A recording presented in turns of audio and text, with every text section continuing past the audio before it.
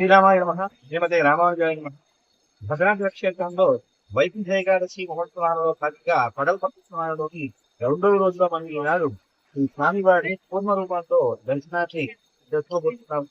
ఈ పూర్ణ రూపం ధరించలేని విధానాన్ని మనకి పురాణాలు తెలియజేసినటువంటి పూర్వం దేవేంద్రుడు మతశాపం వల్ల తన సర్వసంపదలను కోల్పోగా శ్రీమన్నారాయణ యొక్క సలహా మేరకు మందర పర్వతాన్ని క్రమంగా వాసుని తాడుగా చేసుకుని క్షీర సముద్రాన్ని మదించేటువంటి సందర్భంలో ఏ ఆధారం లేనటువంటి మందర పర్వతం నీట మునిగింది.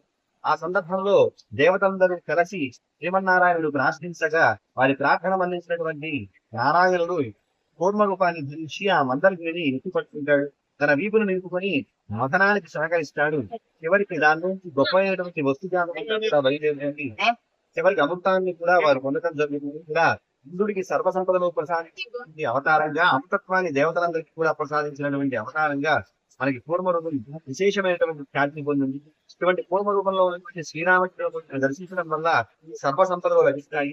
అంతేకాకుండా శనిగ్రహ సంబంధమైనటువంటి దోషాలు ఏమైనా ఉంటే అవి కూడా తొలగిపోతాయి చెప్పేసి పురాణాలు చెబుతున్నాయి.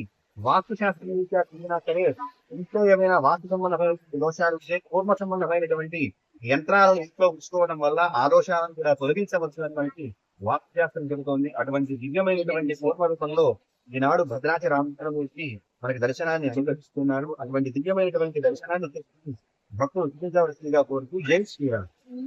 Local to global news at your finger tips. మీ చేతిలో ఒక ఆయుధం. Download Raw TV app. Media legend Ravi Prakash is back.